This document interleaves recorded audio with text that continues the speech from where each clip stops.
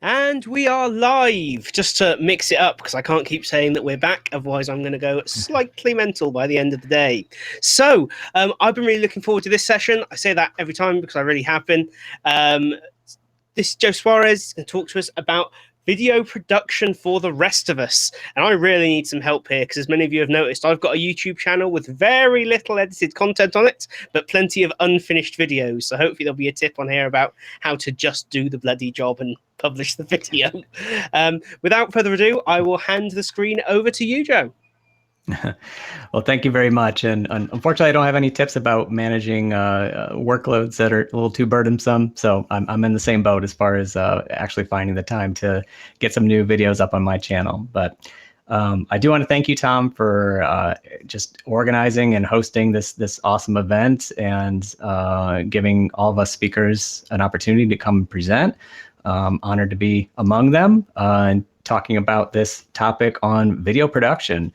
Really, this is just I didn't mean for it to be such an information dump, but once I started to put everything in there, it really turned out to be a lot of information. And it's just basically my accumulated knowledge over the about a decade or so of time I spent in the corporate world as both an e-learning developer and instructional designer, and the various video projects I did along the way. So to kick us off here, I just want to set some expectations about what to expect for this, what I'm going to cover and what I'm not. So in this presentation, I'm going to talk about the three basic phases of video production for a typical small, low to no budget video production for something that would be delivered as a learning solution or as part of a learning solution. And then I'm going to also talk about the deliverables for each one of those phases. There are some considerations that come into play that if we approach a video production project the same way that we approach every other learning solution as instructional designers, I think a lot of that stuff is ignored, and it risks having the video not be as successful as it could be as a result. So I want to go over a lot of those considerations from an ID perspective. And I'm going to go over some techniques for setting proper expectations with stakeholders and SMEs and everyone else involved. So this is going to be really high level, really talking about the project management side of video production. I would never consider myself a project manager. I tend to stay away from that stuff. But once you start getting into the realm of video and you're looked at as one of a few or maybe the only person in the organization that knows video, you really have to start taking things from start to finish. And that's how I kind of picked up a lot of the stuff that I want to share with you today. So what we're not going to cover is any kind of large budget production of any size. So we're not going to be talking about Hollywood blockbusters or even anything remotely in that realm. My guess is that as an L&D function, you're probably not going to be dealing with that kind of stuff anyway. And even if you were, you would probably be engaging some external resource. But even if you were potentially doing something that cool, you would probably get a lot of help out of what I'm going to talk about today, knowing the different phases of production and knowing exactly how to engage a vendor and ask them specifically what you want. Is a lot more helpful and probably a lot more cheaper than just going to somebody and saying, I need help and I don't exactly know what I need help with. As a result of keeping things high level, we're not really going to get into the technical or artistic side today of producing video. Jane just did that excellent Camtasia walkthrough. I love that kind of stuff. I love actually making those kinds of videos, but this is going to be all high level today. And in that vein of thought, I'm not going to get into specific gear recommendations. I know it's the top question everyone always has. And the answer, spoiler, is always it depends. It always depends on what you want to do. The reason that it's so daunting to try and find a good camera that'll suit your needs or a good microphone, good lights, all that kind of stuff is because the range of what you could use specific things for is so vast that there's so many different options, so many different price ranges that it's very daunting. But you need to figure out what your specific need for what you're trying to do with video, what types of video you're going to be creating, and that kind of thing to adequately answer that question. So before I go any further, I just want to address what I see as being some elephants in the room. The first one being that I think the average instructional designer today is expected to be doing too much. Now, I don't necessarily mean that their actual workload is too much, although that could very easily be the case. But what I mean is that they're expected to have too many baseline competencies in too many different things. And I'm going off this by my own experience and what I read in job postings, that the job requirements are such that they're asking for so many different at minimum baseline competencies in different things, and if not straight out, being experts. And video production in itself, if you really want to do it right, is a very complex skill set that runs very deep. You can go really deep into this and specialize into different parts of it. And I think it's really a bridge too far to ask that someone be an expert in instructional design and also be an expert in video production. That's going to be a rare combination of skills to have one person have. And that's not to discourage anybody from getting into video. Please do. It will really help set you apart from a skill set, experience-wise, and makes you a more viable job candidate for lots of positions. So by all means, I encourage people to dig in as much as they can to video, but just know that if you really want to get into it and really do it right, it's going to be its own discipline. And just to kind of set things from an instructional design standpoint, being asked for a video, if someone comes and says, hey, we need a video for this, without parsing that out and figuring out what that means, it would be just as strange as if someone were to come to you and say, hey, we need training, so we need a document for this. So a good instructional designer would immediately be like, okay, well, what kind of document do you have in mind? What are you thinking here? Is this going to be a one-page quick reference guide, job aid? Is this going to be a 20-page document, a 200-page ebook? I mean, a document, that could be a wide variety of things. Same thing with video. A video can be extremely simple, something you just pull out your cell phone and capture really quick, or it could be like we talked about, the huge Hollywood production where there's literally hundreds of people behind the scenes making things happen. So who am I? Why am I up here talking about video production? What is my experience with all of this? I started my career as an e-learning developer in 2007 for a retail company. And I had many opportunities during my time there where I was doing mainly behind the scenes stuff, a lot of video editing. But I did have a few options or opportunities rather, where I went out on location and shot some video on site. And that was a very eye-opening experience from a variety of perspectives. And then when I joined a healthcare company in 2012, I was there for 7 years, and I was very fortunate that the first two managers I had, when I said that I wanted to make video the focus of my professional development, they really took me up on that. They invested in me and gave me lots of opportunities to grow in that respect. So what you're seeing here is some photos that I found going through my album that I felt it was safe to share. We're not really exposing anyone's faces or any confidential stuff from the company. So on the far left there is a video shoot that we did where we brought in an external production house to help us out to capture some stuff, because this was going to be some videos that was going to be customer facing, and we wanted to always put some extra polish on things that were going to be external as opposed to things that were just going to be internal to the company. So we had at least 2 camera operators. The guy there on the right has headphones on. He's holding a boom mic, so he was running sound. The big white thing in front of him is just a thing to reflect light back onto the subject, who was an employee that was pretending to do some motions that got captured. Oh, hey Joe. Yeah. Sorry, Joe. I don't think we're seeing the screen share. If there's a screen share. Oh, I'm very sorry. I forgot to hit that marvelous button that shares my screen. All right.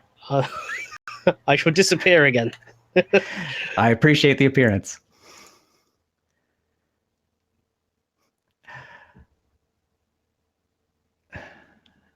All right, let me make sure I share the right one. No.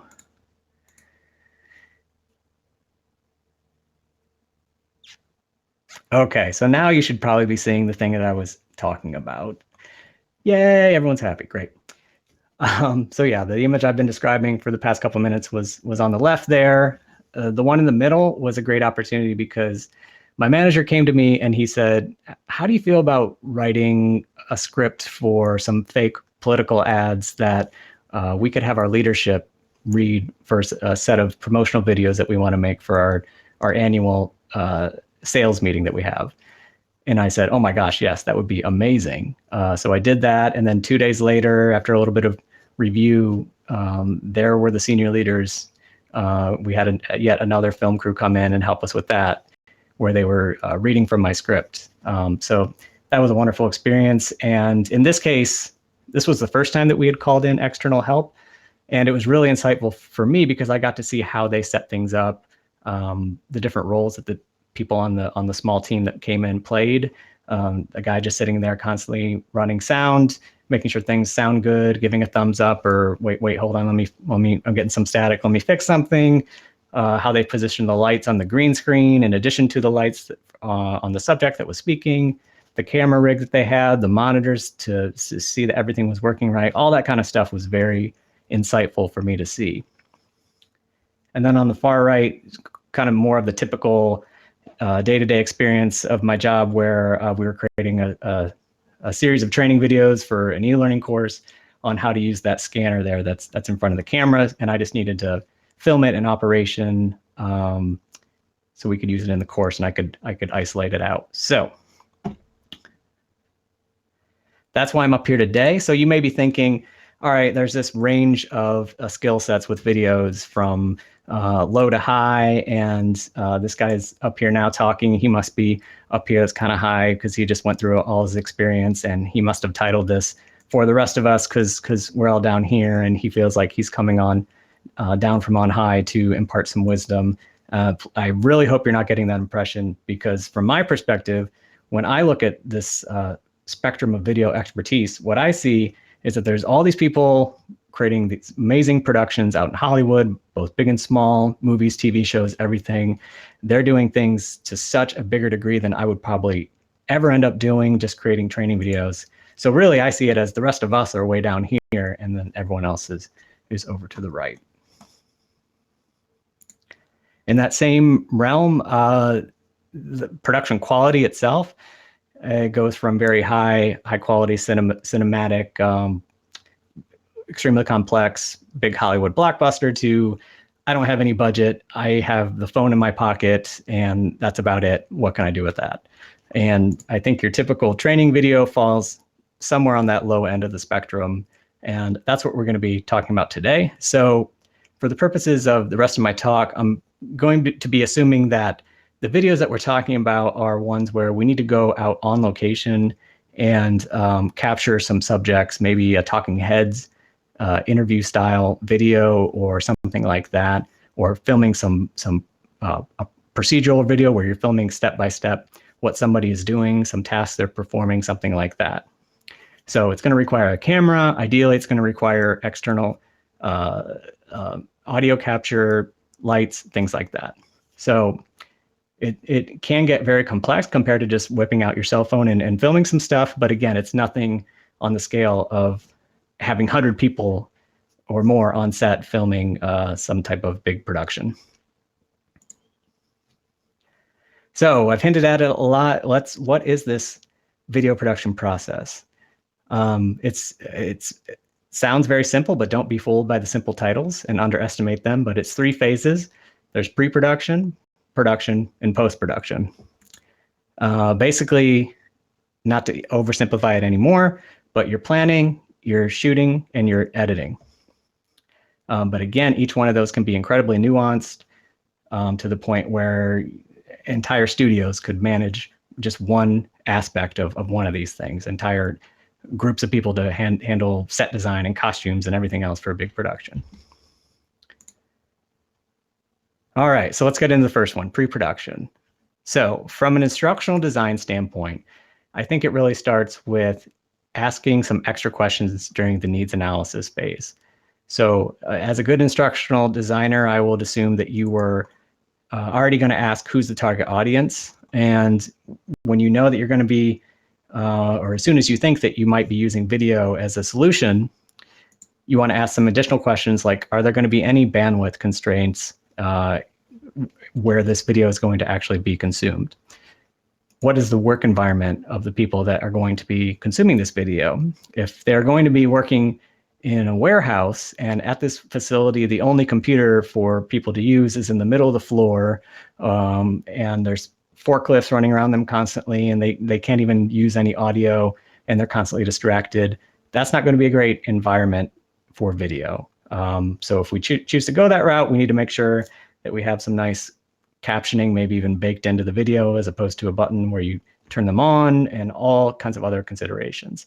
So these extra questions come into play and really help make the video a success, or possibly talk somebody out of video, because video can be complex, video can be expensive, and video can, oh gosh, what's the other one? Complex, expensive, time consuming. And when you think about making a business justification for why you're going to do something, those are three things that typically sink a lot of efforts. So, one question to ask is, what need will this video fulfill that another medium can't? Such as an e-learning course, such as just a job aid with a series of still images. If we're going over a process, do we really need a video that goes through step-by-steps, or can we just have some still images? Will a simpler and cheaper solution work instead? And these are questions I like to ask to parse out if we're really on the right track with video as a solution.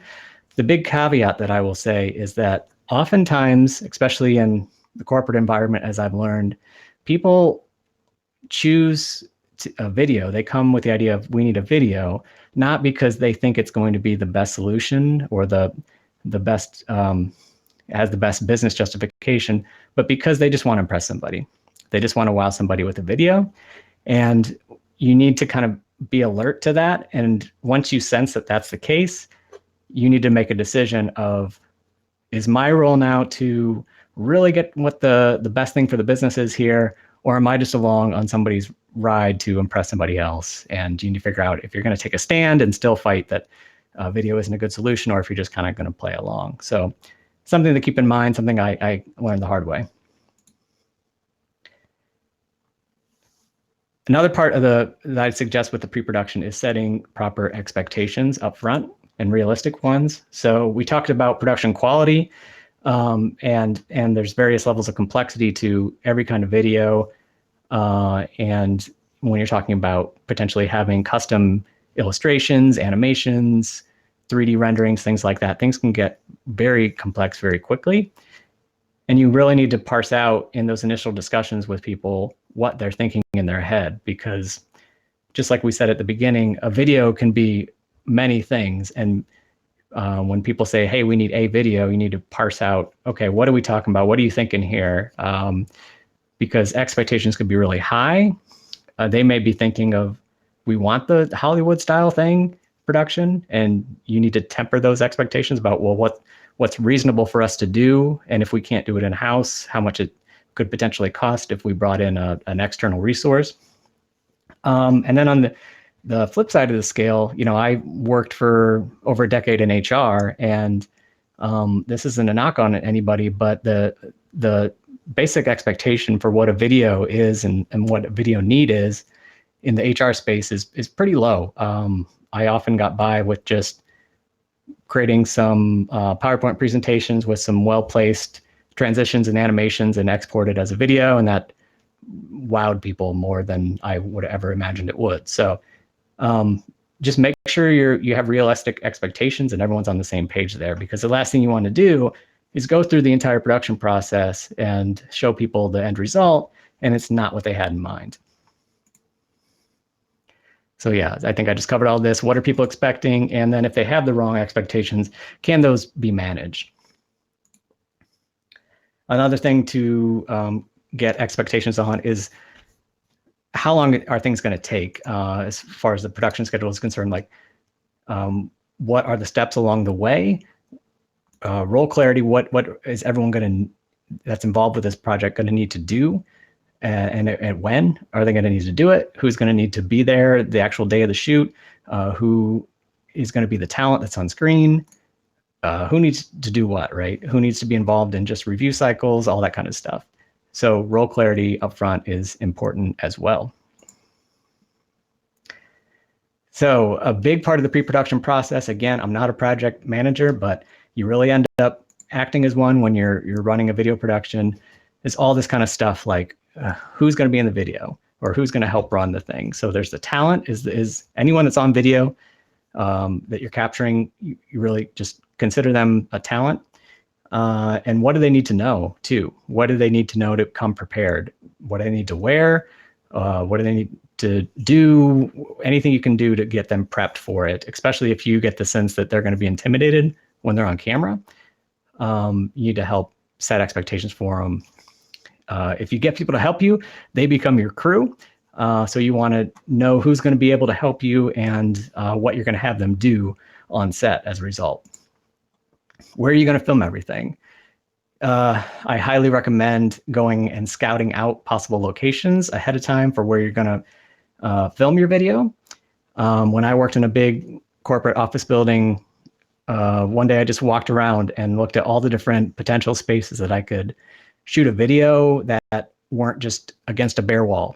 And there were several conference rooms that had nice big glass windows and were relatively quiet. So I wrote those down in just a big list. And whenever I needed to shoot a video, I would look in Outlook for rooms that were available during the times that everyone could get together, which brings in scheduling. Scheduling is a huge part of the logistics of pre-production, just making sure you can get on everyone's schedule for the same time and you can book that location and all that kind of stuff. The what are going to be your deliverables that come out of this, and we'll talk about each one of those here in a minute. The how behind pre-production is what equipment is going to be required. So you need to be capturing audio and video, but how exactly? Does somebody need to have an external microphone hooked up to them? Are you going to need external lights? How much light? Do you have a natural light source coming in that takes care of most of the event? You just might need one off in the distance or something else. All those considerations come into play, and you need to make sure that you know what equipment is going to be required and make sure that you can secure that equipment between the planning and then the day of the shoot. And finally, distribution. This is another good needs analysis question, just asking, okay, once we're finished with this video, where is the final product going to live at? Where are we going to upload it to or whatever?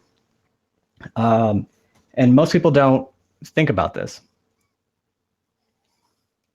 So, and internally, it used to be a real struggle to find a place to have streaming video available because most places don't like to share things publicly, so you can't just throw it up on YouTube. So to have it live internally, there really wasn't a good default option in a lot of places, unless you were going to have some type of third-party vendor help you with that kind of stuff. But luckily today, through Microsoft 365 license agreements that most companies have, they also have Microsoft Stream enabled, which is like an internal YouTube at most companies. So you can upload your final product there. And just like YouTube, you can get a URL out of it. You can get embed code. So if you needed to put a streaming video within like a e-learning course through Captivate or Storyline, you could do that with Microsoft Stream. And the beauty of it is, you can publish that course, put it in your LMS.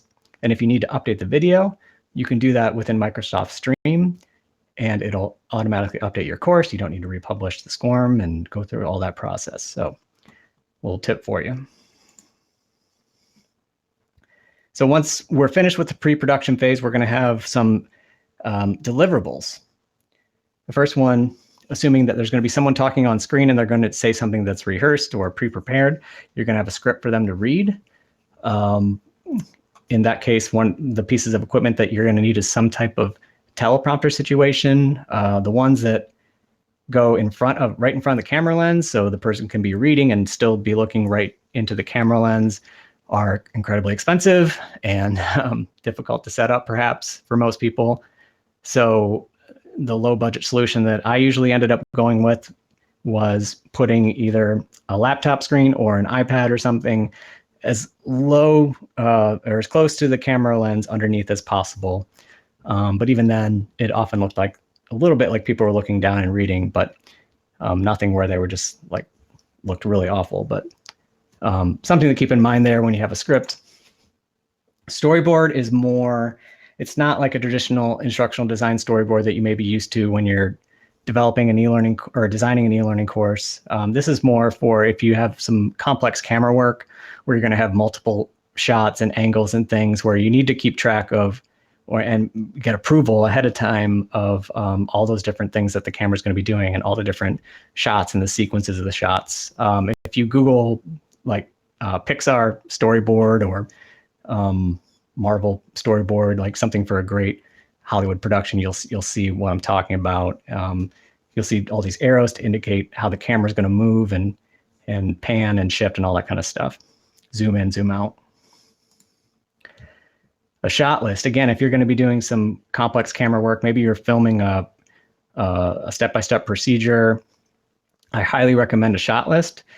So it's just literally a checklist of all the different things that you need to capture. And when you're on location, you're just going through and you're checking those off as you're capturing them, so that you can be sure that when you leave that location, you've got everything that you need and you don't get back into the office and realize that, oh, I forgot this or this. So that's where the shot list comes into play.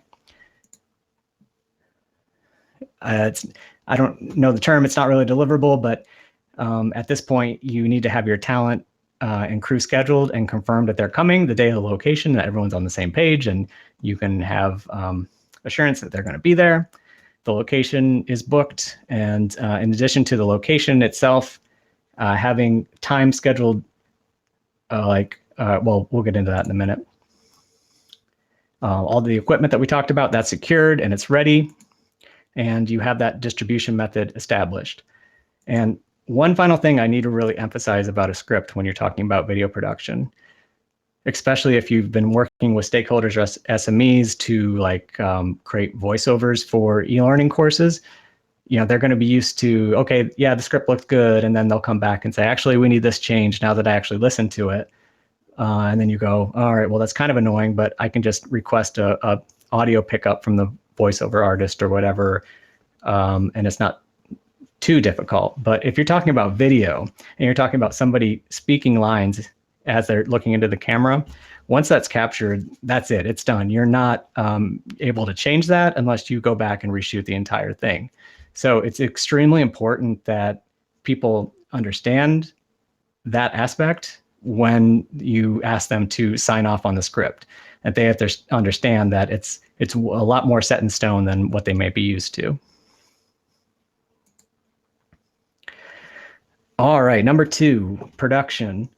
So now it's the day of the shoot, you're ready. My biggest advice is to come prepared. Not only just because you want to have a successful video shoot, but you will look very unprofessional if you do not come prepared.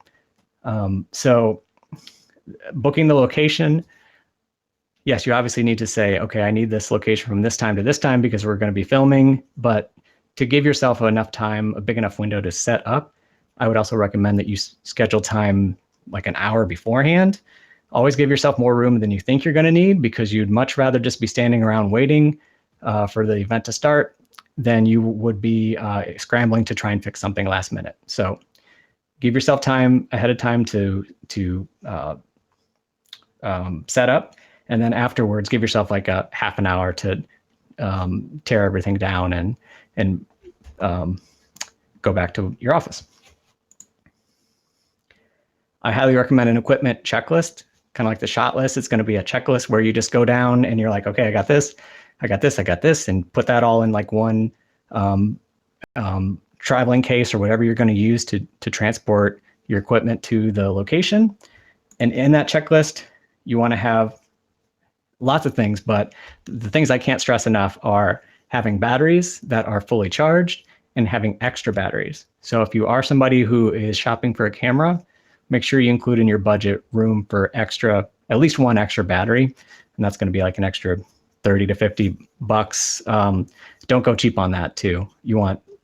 It kind of sucks, but because they're so much more expensive, but you want to go stick with the brand name batteries because they're just going to do better for you.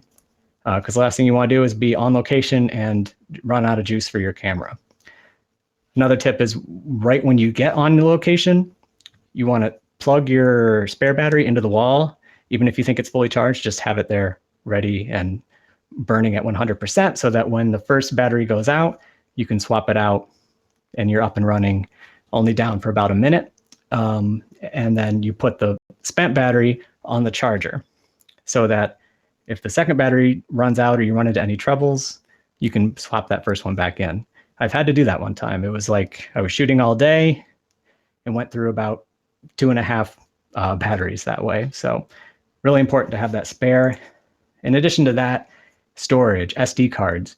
You want to have, I don't think you can have enough SD cards lying around. They don't take up that much space. They're not heavy. Have them tucked in every nook and cranny you can think of, because the last thing you want to do is show up on location. The talent arrives, you're ready to go. You go to hit record on your camera and you get a message on your camera that says the SD card is full, or worse, there's no SD card in there. So always come prepared. Make sure you have plenty of SD cards with space. All right, these are some lessons I learned the hard way. Know your role. So I mentioned the first job I had was in a retail environment, and I was mainly behind the scenes as an editor. And then we went out on location at a store to film before it opened, film some customer training scenarios. And what I didn't realize is that because I was pretty much the most knowledgeable person with video, that everyone was going to look to me for direction. I was just kind of thinking that I was going to show up and set everything up how I thought it would be okay and hit record, and that would be it. But people are like, is this good? Should we stand here? Did you get that? And all this stuff that I wasn't prepared for. So if you're someone that's on a small training team, or it's just you're a training team of one, you're in charge when it's time for the shoot.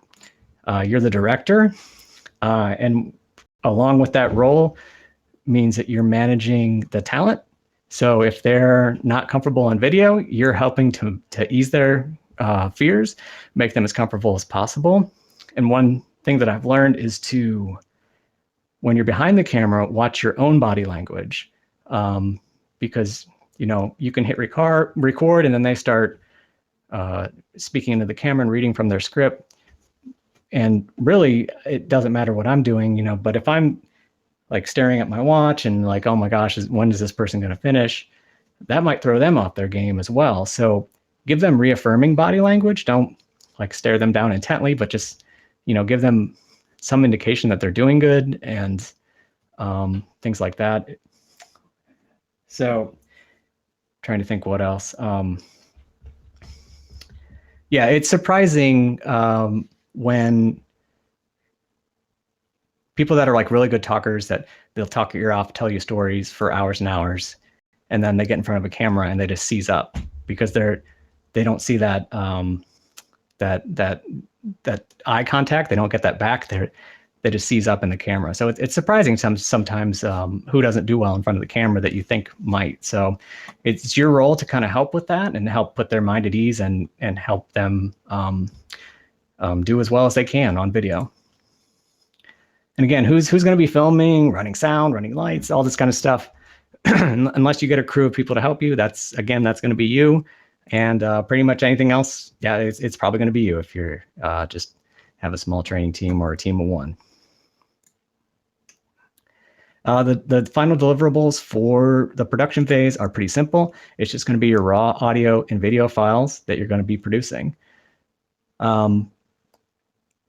Something to really keep in mind with that is when you've shot your talent, you've captured everything you need to. Don't let them leave until you review your footage. I can't stress that enough. So, if you're filming a senior leader, you want to be respectful of their time, but you have to hold them there until you play back the video, you listen to it, and you know that everything looks good, everything sounds good, give them a thumbs up, and then they can go on their way. As much as it would suck to have to tell them, I'm sorry, it sounds like something was wrong with the audio, let me adjust a setting and we're going to have to redo that. As much as that would stink, it's much better than having to tell them to come back a few days later and do the same thing all over again, or we didn't get it, I'm sorry, and now there's no video because you messed something up. So review that footage before you let them leave, and as soon as you give them a green light, you want to copy all those files off the SD cards and onto your computer. Not cut. Don't cut them off the SD card, because you want to make copies right away. So that if something happens to the SD cards, you know they're all on your computer, ideally on a location that's going to start to back up to the cloud, like OneDrive or Dropbox or something like that. And then as soon as they're in the cloud, you know you're good. You can lose the SD cards, your laptop could catch on fire, and you know that you still have those raw files ready to go. Okay, stage 3, post-production. This is where we start to assemble all the stuff, all the files that we captured, and start to edit them. And this is a big bucket. I wish I mean, we could do an entire all-day workshop on how to edit video. But the phases that I'll just kind of hit on are, start with the usable footage. So if you're doing something where you're capturing a lot of different camera angles, or have multiple cameras, or have a separate audio source, things like that, you're going to want to bring all that together in your tool of choice, whether it be Camtasia, like Jane talked about. I tend to use Adobe Premiere for most things. So I'll bring all that into my media bin, I think it's called, in Premiere. And if it's really overwhelming with a bunch of files, I'll start to rename them. Like if it's from multiple cameras, I'll start to put all those clips in multiple folders. Like, all right, here's my Canon camera, and here's my GoPro camera or something like that. Here's all my audio files. And then what I'll do is I'll start to work that down into the usable footage. So a lot of times when you're filming different shots, you'll do several takes. So you have lots of scenes with lots of takes, and you're just looking through all that footage to find, all right, what's the best take of this scene? And then you put that on a timeline of usable footage. And then when you're done, what you have is basically one new video clip that is everything that's usable footage. And you'll often go from, like, you know, if it's like a half an hour of stuff that you captured, it'll come down to like 5 or 10 minutes. Like it's really amazing how much extra stuff you cut out by doing that. And it just makes editing after the fact a lot easier. So the goal at that point is to create a draft video, which is called a rough cut, for people to review and sign off on. And at this phase, you're not worried about transitions or anything fancy, anything polished like that, color grading, nothing like that. You just want to assemble the usable footage into the sequence that you need it to be, make sure everything's there. You can kind of adjust the fine tuning of the timing and everything at a later time. This is just something to get in front of people and make sure that we're still on the same page before we start to make those final edits. And I actually like to put the words rough cut in the corner of that so that people don't confuse it with the final video.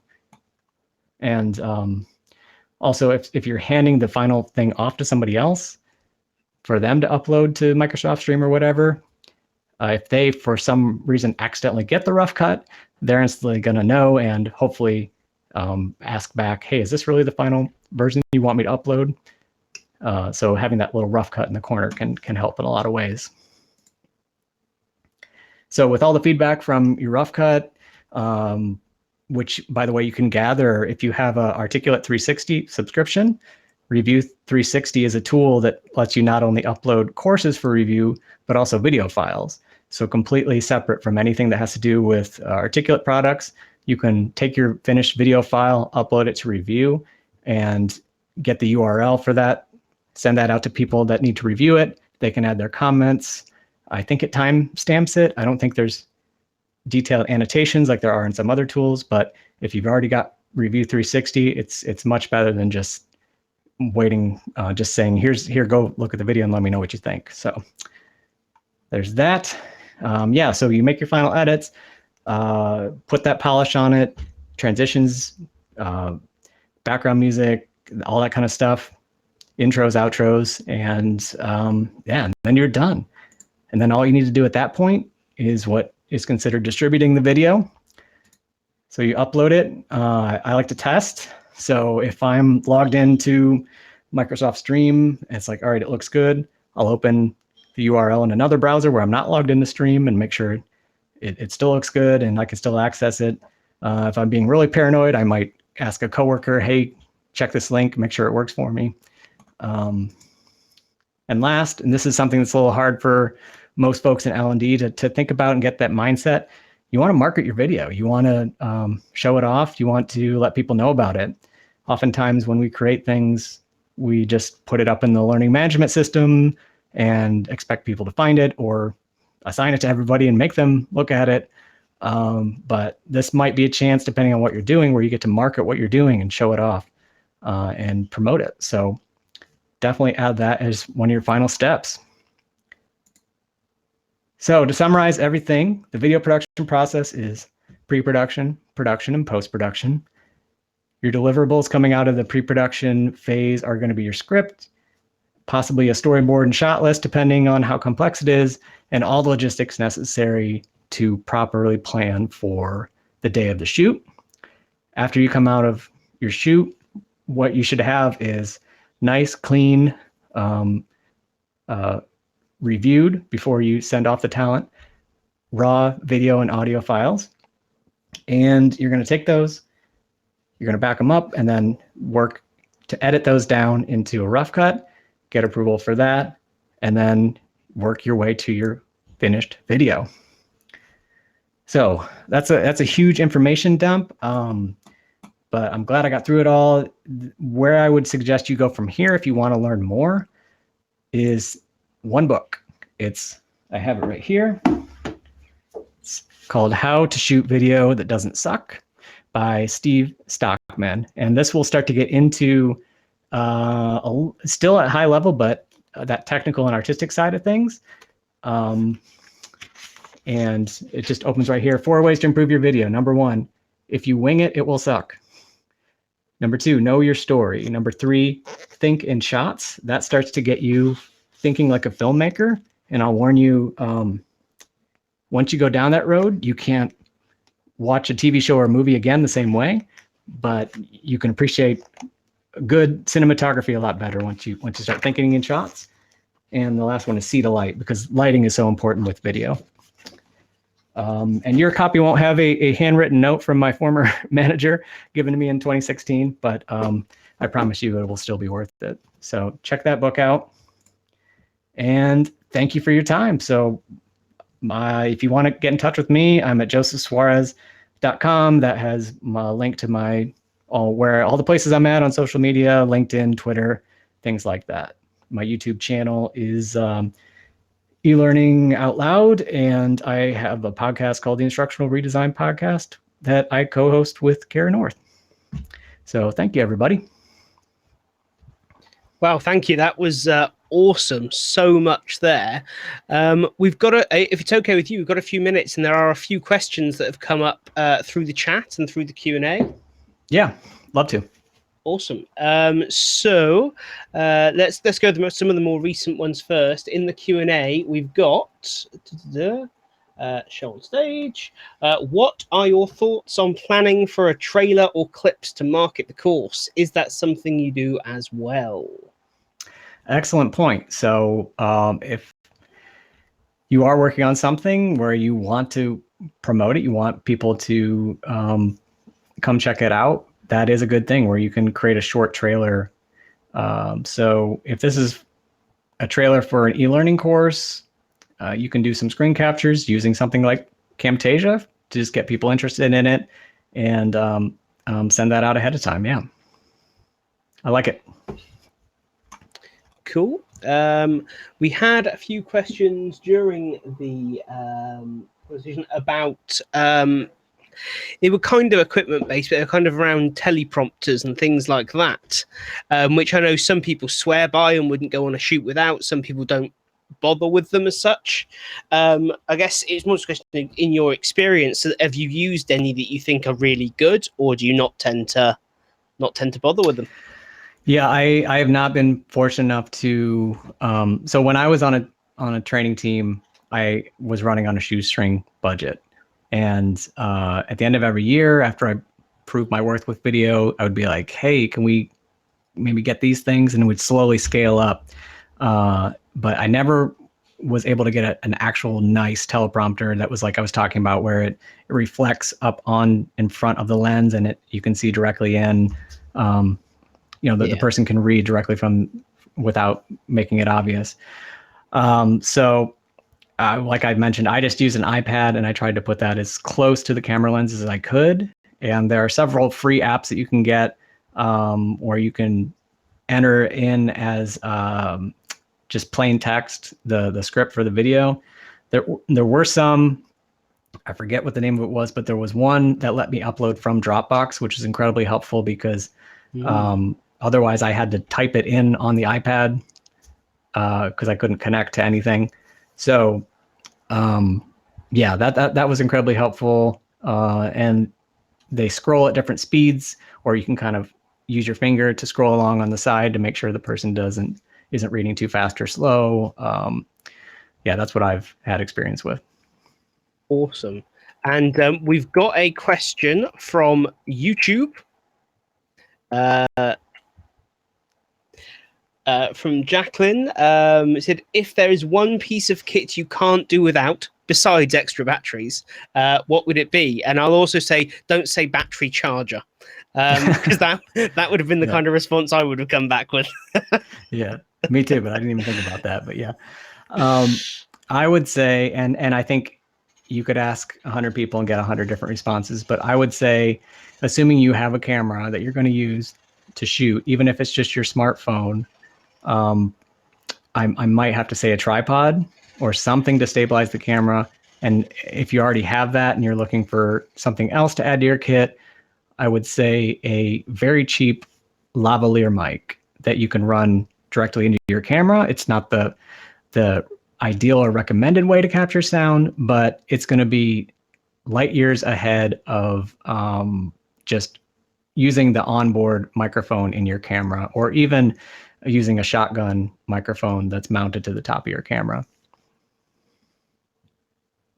Because lighting, you can work with, get a nice window that you're near, that you can get some natural light coming in. You can adjust the lights that are in the room. It might not be the best, but you can work with it. But sound, unless you're like right up in somebody's face with the camera, you're not going to get good sound. Oh, you're on mute there, Tom. I was saying, yeah, absolutely. Couldn't agree more with that. Anyone for any more? Any questions? Any last things you want to know?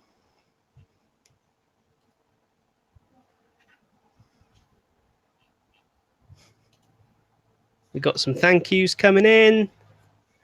I'm not surprised. That was a really great session.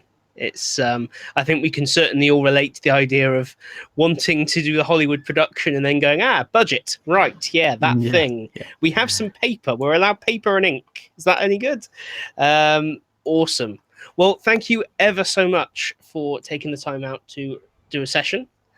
I know you obviously shared how people can get hold of you. Everyone, please do. Amazing resource in the community. You're going to get bombarded with emails now, and it'll be my fault, but there you go. Awesome. Right. Well, coming up next, we have, I've lost track a little bit. We've got Going Solo. We've got a discussion panel with two freelance instructional designers about the realities of being a freelance instructional designer, because spoiler alert, we're not all on millions and millions of pounds a year swanning around in the Mediterranean in super yachts. In fact, it's not the case at all.